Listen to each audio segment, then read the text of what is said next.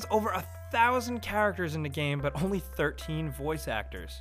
That sounds like a crazy fact, right? Well, if you've played the game, you've probably noticed this. Because, I mean, even still, 13 voice actors, honestly, it feels like 4 or 5. You know, every guard sounds like every second shopkeeper who sounds like every other side quest character. I can really go on and on with this. You know what I'm talking about. That being said, Patrick Stewart and Sean Bean are in the game, so they might as well count as more than one voice just because they're so awesome. I don't know why the Septims got so much better treatment with the voice acting department, but I guess it's because of royalty? I don't know. Maybe you could have thrown Patrick Stewart a couple extra bucks so we could record some voiceover as maybe like a random blacksmith or two? Could you imagine that? Can the world of Tamriel really handle multiple Sean Beans or multiple Patrick Stewarts running around? I don't know. And with number 9, speaking of the limited voice actors, the arena announcer in Oblivion is actually the announcer for the Washington Capitals NHL team. I think that's pretty cool, and it's also not really a bullshit fact because the Capitals are actually a decent NHL hockey team. Not only is he the arena announcer, but he's also the voice of Sheogorath, so I mean, that's really cool.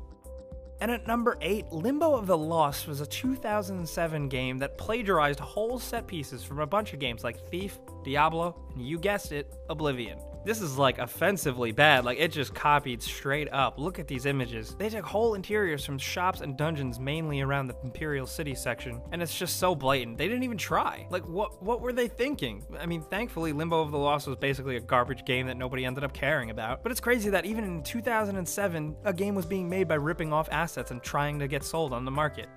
And at number 7, in the official trailer for The Elder Scrolls Redguard, as the camera pans around over like this cinematic bookshelf, you see a bunch of books and they all have the Elder Scrolls name on it. And then there's another one that says The Elder Scrolls Oblivion. This is just about 8 years before the game actually came out. If that's Bethesda thinking ahead, that's pretty insane. That's good on them. Do you think that's a coincidence or not? Let's talk about it in the comments. And at number 6, here's a fact that I really got a kick out of, the Horse Armor DLC. You know, the first real downloadable DLC that was kind of offensive and stupid add-on content, and it kind of ended up just being a huge joke in the video game industry, was actually still being purchased frequently up to 7 years after its release. Bethesda's VP at the time, Pete Hines, admitted this and was completely surprised, probably as much as I am. What the hell? I guess there was just a huge demand for horse armor and no one really realized. Good on Bethesda for capturing that elusive horse armor market. And at number 5, the PSP had its own version of The Elder Scrolls Oblivion developed. This game was scheduled for 2007, but unfortunately it was cancelled. It was going to be titled Oblivion, but it was really just for marketing purposes, as it was supposedly an Elder Scrolls travel-style mobile game. These are more just simplistic dungeon-style romps with maybe a few outdoor areas. And honestly, I'm kind of glad that this was cancelled because it probably would have just been a massive disappointment for people, especially in the store. You see a mobile version of Oblivion, you pick it up hoping it's the same thing on your PSP. When it turns out it's just a half-assed clone and it's nothing like the Oblivion that you imagined, it'd be really disappointing, so I'm glad we never had to deal with that. That being said, I could see a version of an Elder Scrolls game do pretty well on Vita, but then again, nobody's really developing for Vita. And at number 4, Jeremy Soule was the composer for the Oblivion musical score. He was inspired to write the music for Oblivion that reflects the beauty of life after being involved in a car crash which he was lucky to survive. Apparently he was driving on the Pacific Coast Highway, his car hydroplaned and spun into oncoming traffic, flipping over multiple times. Jeremy said in an interview that, "I knew if I died that night, I felt satisfied with the direction I was going with in my life. That was odd because being a perfectionist, I'm never satisfied." And this experience led him to create some of the most beautiful open world RPG music I've ever heard. I honestly still think Oblivion is up there with the best Elder Scrolls music, maybe tied with Morrowind. And I hate to say it, but maybe if it wasn't for that life-changing experience, Jeremy wouldn't have created such beautiful music that we're all so fortunate to have today. My sad life, I guess, can kind of relate to this. Okay, one time I dropped a bowl of soup on the ground, and the result kind of looked like Nathan Drake's face. So I took a picture of it and put it on Instagram. Boom! There we go. My life's work inspired by a traumatic event. God, I'm sorry. And at number 3, North Korea actually used the Oblivion theme in a propaganda video, and it's the funniest thing I've ever seen. This video was released by the North Korean government in 2013 with the quotes over fire. As a result, North Korea's high-level nuclear test conducted against American imperialist invaders is a nuclear deterrent that protects our sovereignty. It's just as epic and ridiculous and amazing as it sounds. I seriously don't think it gets any better than this, guys.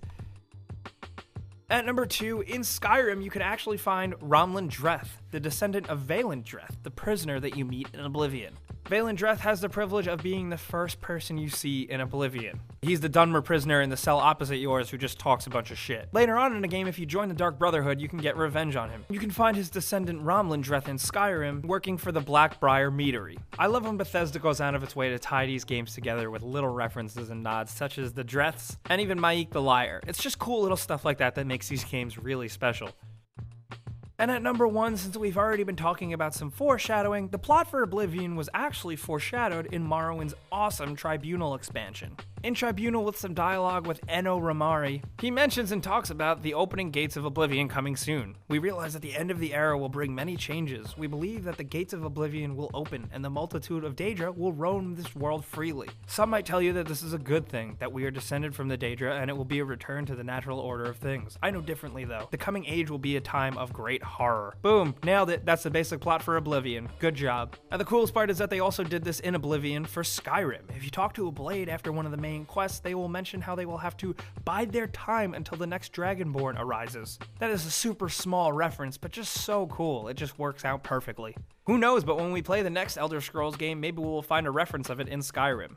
So guys, those are 10 Elder Scrolls Oblivion facts that you probably didn't know. We are huge fans of this game and we know you probably are too, so let us know in the comments if you have any fun facts to share as well. And let us know some of your favorite or secret things about Oblivion. Let's talk! If you had a good time with this video and you want to see more Elder Scrolls videos, click the like button to help us out. And subscribing if you're new is a great idea because we put out videos like this every single day. But as always, thanks for watching and we'll see you guys next time.